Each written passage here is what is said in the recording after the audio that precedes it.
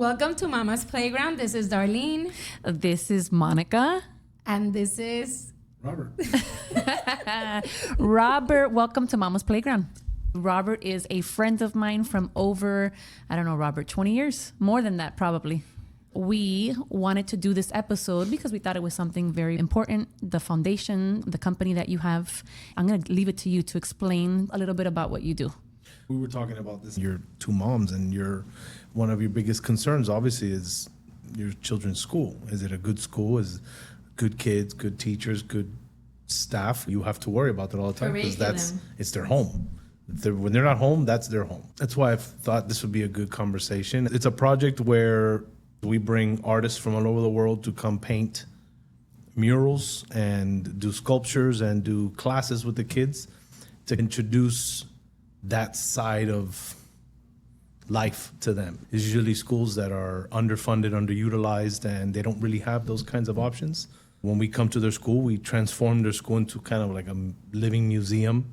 It's night and day. You're talking about a school that these 10, 11, 12-year-old kids, just because they don't have the funding that they need, to them, it feels like a prison. Like, they'll say that. They will flat out tell you our school feels like a prison. Whereas after we've done the project, they're like, yeah, it doesn't feel like a prison anymore. It feels like people care about us now. And it's not because of the teachers can't do it or the parents can't do it or the administration can't do it. For a school to get money, you got to recruit, and then they'll get more money like that. But if you're taking budgets and you're taking, courses and you're making it life impossible for teachers, they're not going to be able to do stuff like that. You started this prior to the schools, right? Yeah, when it came to curating, that was just primarily in Wynwood. Wynwood has become one of the top art destinations on the planet. I mean, we have the world's largest art festival here every single year. And when we saw what art did to the everyday boutiques, to the warehouses that are there, that brought other things like restaurants. We have Michelin-rated restaurants there now, breweries and boutiques, and it's really nice here. We went one time, and I feel that every time I go, I see something different. And now they host the Art Basel, and I just see it as growing the art in Miami. I mean, the names that came to paint there were also pretty big. You got people like Banksy and Shepard Fairey, who is the artist who did the Obama Hope poster. Space Invader is a French artist that puts little tiles everywhere, and these are like, the big names of that were coming down and doing stuff here. So when you have that happening, all of a sudden, everyone in that community is paying attention. How did you get that concept, right, of starting with the Wynwood and the artists and the murals and all, to going into the schools now? Because that's obviously something else. A group called Primary Flight started bringing these big names to Wynwood, and they would put together like a mural, not festivals or events. It was just more like, hey, friends, come paint with us here in this area that we have. I don't know if you remember Second Saturdays, there used to be like art walk. Where you go to the gallery, they give you free wine, free snacks. You walk around the whole neighborhood, you see, what was happening. Little by little, you see this restaurants building there, this coffee shops there, breweries down the street. Well, they saw the potential. Here. And noticing how that happened in just boutiques and restaurants and empty warehouses, a friend of mine, Patrick Walsh, who at the time worked for a group called the Wynwood Art District Association, someone reached out to him, the principal of the middle school that's in Wynwood. Dr. Williams is the principal. She reached out to him to ask, hey, do you know anyone that can put a piece of artwork in the school? We'd like to have some sort of attachment to that, to what's happening in Wynwood. Half of Wynwood is the galleries and warehouses and shops, and the other half is like nothing but poor neighborhoods. So it's like this gallery has artwork that totals probably the amount of money that this entire block makes in income. So she saw that connection where she wanted to bring something, and he called me, met with her, and when we kind of see that she's like, listen, I'm up for anything. We need to transform this place or it's gonna go. The school's gonna be gone. We walked around the school, we saw, why don't we just paint the whole school? Like, we know the artist that can transform this school, and we see what it's done for Wynwood, so maybe it'll do it for the school, and it did. I mean, it's a school built for 1,500 kids, had just over 400 now. They were down to that little, They didn't have art, music, they didn't have anything. These kids were stuck in class learning enough to like take a test. I was just gonna say that. That's it. Yeah. And it's not the teacher's fault. It's not the principal's fault. They're dealing with the nonsense coming at them from the people higher up that are sending them to do this. And these kids, so they're at school to what? To just not get in trouble? They're not there to learn. They're there to, not get in trouble. That was it. And funny enough, they're getting in trouble every day because they're fighting, they're screaming at teachers, they're hitting teachers. They're bored. There's cops there every day. Did we ever see a cop at our school? No. It wasn't something that we grew up with. We were very fortunate to not have that problem. These kids don't have that fortune. Like they're, living in a place that's neglected. With metal detectors and stuff. We could be the richest country in the world. They don't care. They didn't care about the school system. So the teachers and the principal and the community have to do something to change it. Their control. They did, and they let us do it. And within 3 years, they were at full capacity. Not only at full capacity, but from 0 art classes to 3, from a music room full of keyboards, brand new keyboards that were never touched. Like the day that we went to the school and we met the principal, like we're running our fingers over the keyboards like nothing but dust. Now they have music teachers. Now they have everything that they needed, basically. And it was transformed because of the decision that this woman made to let us do what we do. And thankfully, we didn't disappoint her. How did they see the difference in the kids? Like, what did you hear the feedback after? It was night and day. Night and day. There's an actual NPR interview where the girl is telling the interviewer, this little girl is saying, yeah, we actually like coming to school now. And the guy was so taken aback by that comment that he didn't believe her. His immediate response was to tell her, oh, come on. Kind of like saying, don't lie. Yeah, She goes, no, for real. Like we like coming here now. Like, this is awesome. And probably they were doing better with their test scores and behavior. Test scores went up. Attendance went to almost 100% for the rest of the year. 0 arrests for the rest of the year. Like the cops weren't called there anymore. They thought, did the school close down? What the hell's going on? They were there every day from that to 0. 0 arrests, 0 issues. Attendance shot through the roof. Their grades shot through the roof. The school went from, I think, an F to like a B school. It saved the school. It was a glimmer of hope. It saved the school. It became a blueprint for how to help save schools. I could only imagine going to a gray building every day. Everything is drab. It's dark, you know what I mean? And all of a sudden you see these beautiful murals, colorful. It kind of emotionally brought these kids up. And even for the teachers, because that's like a whole full circle moment, seeing the kids now that you're taking care of actually doing better, not fighting. I'm sure this principal probably got out of there feeling my God. The woman should have a statue. Exactly. Some sort of What is her name pride. again? Dr. Williams, Dr. Dr. April Thompson. If you saw pictures of this school, you'd think this is where they throw cockroaches to live. Like, it was so bad. It was so bad. She sent me pictures of doors deteriorated, asbestos coming through. She's like, give me a year to fix this in a way and then come do the project. And we did that. We did the project there a few years ago, transformed the whole school. Because these aren't like little walls. The majority of those walls at Jose de Diego are like 50 feet tall and, 10, 15, 20 feet wide. That first year, we had 72 pieces on that wall. That we did that Basel of 2014. We had 40 planned. That from March to November, it was 40 artists that we invited to come paint. And then as they were coming to the school to paint, every other artist that came to Miami heard about it. They're like, oh, we want to do that too. We want to help. So they would just show up. Like people that I love and admire that I never met before, like just showing up, say, hey, can I paint your project? I'm like, yeah. Of Right course. there. There's a wall for you right there, The experience was out of this world because there's a lot of artists that like to say that we want to use our work for good. Yeah, and they don't. Well, whether they do or don't, I don't know, but this kind of puts them to the test and they all passed. They all were ecstatic to do it. They loved the effect that they had on these kids. Did the kids get involved? Were they painting with the artists? If they wanted to. We didn't want to force anyone. If they want to paint, hell yeah, we'll paint. This artist needs someone to roll white in the space or paint this area pink because this is what we're going to paint. Yes, if you want to help, but you're going to help what the artist wants to make. These are professional artists that are here to help the school. It was this little kid, Victor. Like the nicest kid, like the sweetest kid, but he just didn't behave good in school. His grades were horrible. They didn't know what to do with him, but he loved to draw. And connected with a Puerto Rican artist to like put him to the test. Hey, can I paint? Can I help you with something? He goes, yeah. I need to paint that foot, that shoe. I need you to trace it. Can I get a pencil? And Ryan makes her go, no, use the paint. He goes, but I'm gonna mess up. He goes, well, so we repaint it. It doesn't matter, but you're gonna do it right. And then he do it right the first time. Like he didn't mess up, but it was that kind of like confidence that they would give them. You know, they'd be like, no, you could do it. I mean, we mess up all the time. Let me show you what I did when I was a kid. Look, you think this looks good? No, but look what I do now. You know, that kind of encouragement. I had known kids in that school that were big bullies.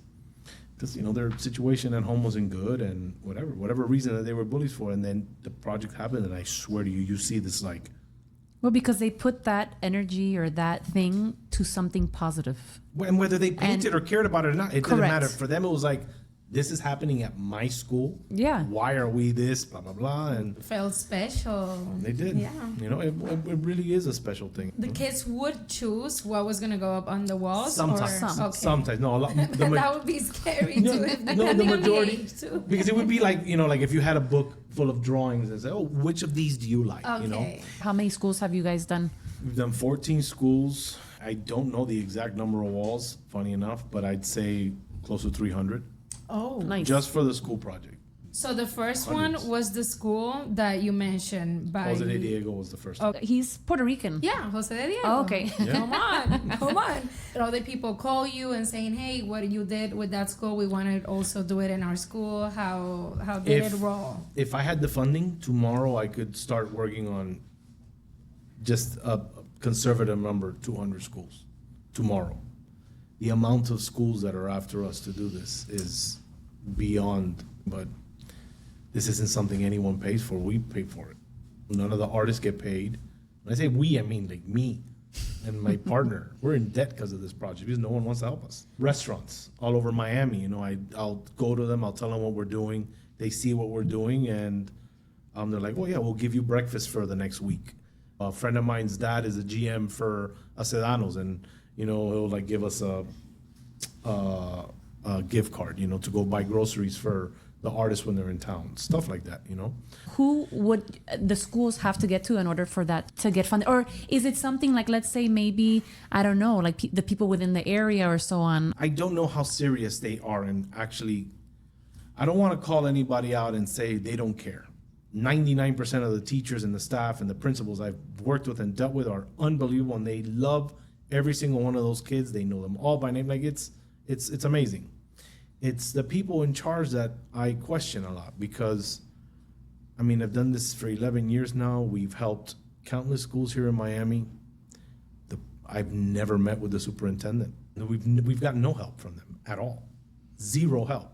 All of our help has come from people donating time and parents of the school cooking food for these artists. Well, sometimes a mom would fall in love with a specific artist because they were so great with their kids, and they're like, oh, we'd love to invite you to Thanksgiving or whatever.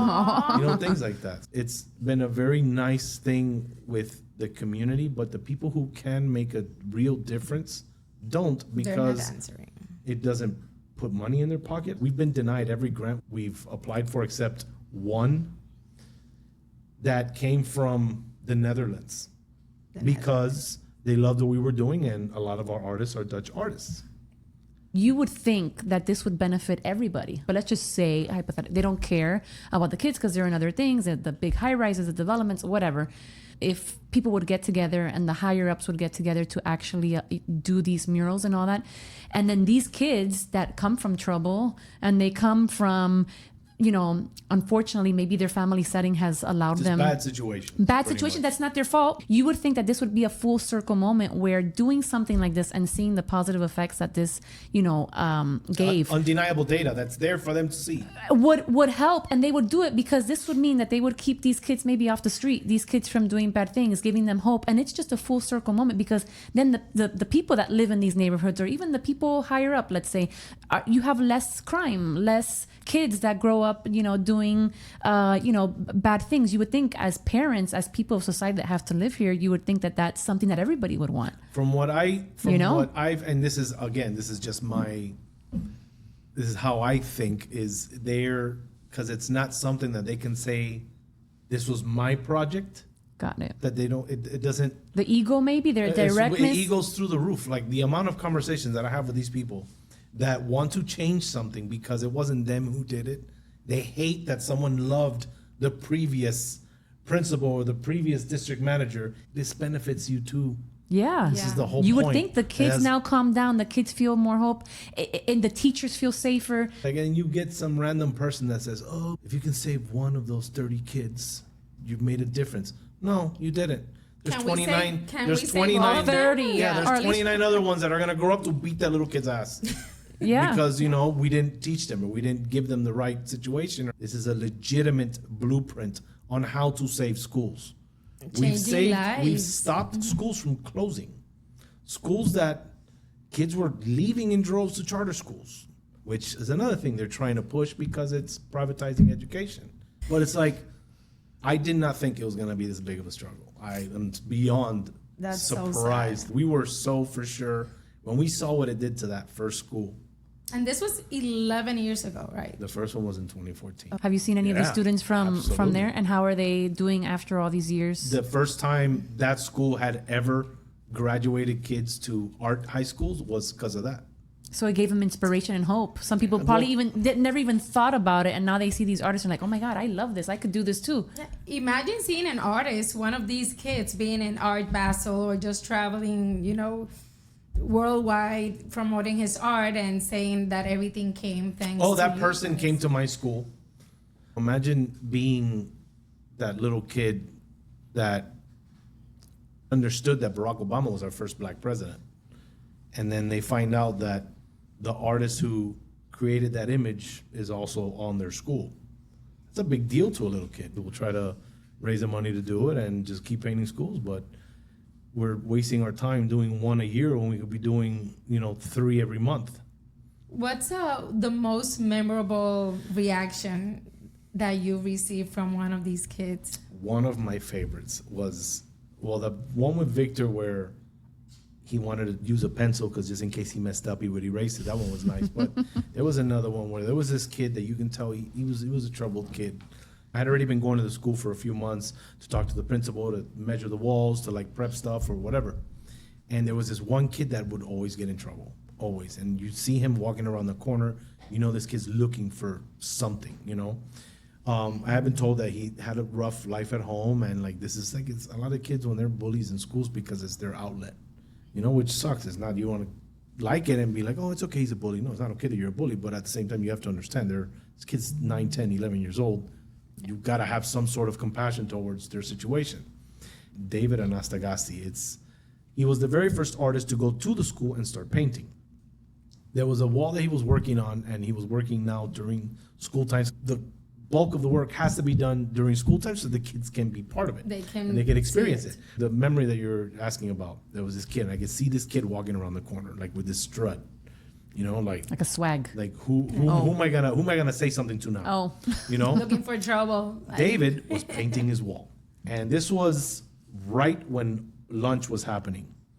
So he's painting in his wall, and right behind the wall where he was painting, it's like a structure in the middle of the courtyard, was the cafeteria. There was like maybe 30 kids watching him paint.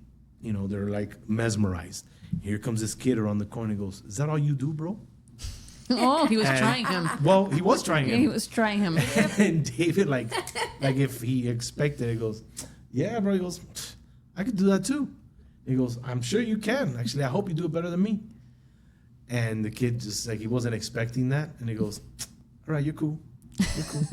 And he stays there the rest of the time and watches him, And not too long after that, he was helping us painting walls. I feel that they get in trouble when they're bored.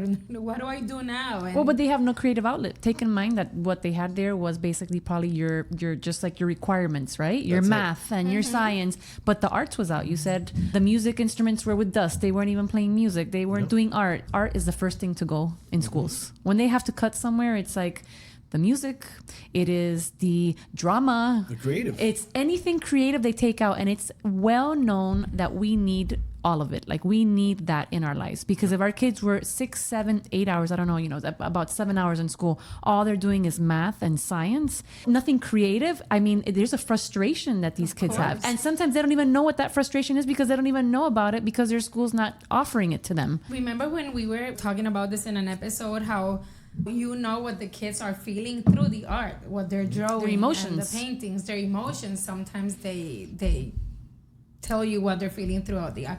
This Mexican artist Paola, she did this wall where a little girl was hiding her face, just like a peekaboo type thing, and it was a wall dedicated to the dreamers, the dreamers of this country.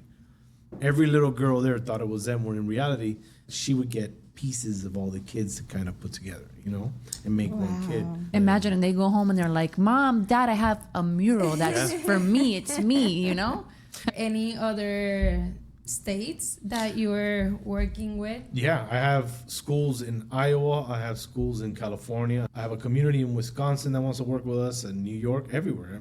Where do you see this going, Robert? Where do you see this in, I don't know, in 5 years? If you asked me this 10 years ago, I would have told you we were making $10 million a year, fixing 300 schools a month. So at this point, I have no idea. Where would you want to take it, though? I mean, you're going to continue with it. So I want to help. I want to paint every school we can. Like, it's that simple. What if you did, this is, again, maybe you tell me this is not even like an idea, but what if, like, let's just say you're getting out there, you're giving the information out there. I mean, you've been doing this for 10, 11 years. And you did like a GoFundMe, an actual like... I have one. And you have the GoFundMe? Okay, so you have to give it to us, because, I'm sure that there's people that would love to help somehow. What a stress to take away from parents and community people if you take care of the schools. Like, this is truly one way to start. When you start thinking about it, when we're in school and we're in science class, we're like, oh, this is boring. But shit, I have art next. Or I have PE next. Oh my God, yeah. Next. Or I have whatever next. That sounds like my daughter. Teachers see it, the parents see it, the principals see it, the artists see it. The artists every year call me. Like, I've already had countless artists call me and say, what are we doing this year? Yeah, because Art Basel is in a couple of weeks, so... They want to know what school we're painting this year. I got to think, with all the influencers that we have here in Miami, with, thousands and thousands of followers, there has to be that one person that feels this project and says, you know what, I'm going to plug this, and this is going to help your foundation. You know what I mean? There has to be the that Miami way. Heat, the Miami Marlins, the Florida Panthers, all these people that you talk about wanting to help your schools, this is how you do it. It's so sad that you're not getting the support for something that is so impactful and so beautiful. And as parents, I tell you, because I have 2 boys, you have a little girl. I mean, I remember being in school and when are we going to have art class?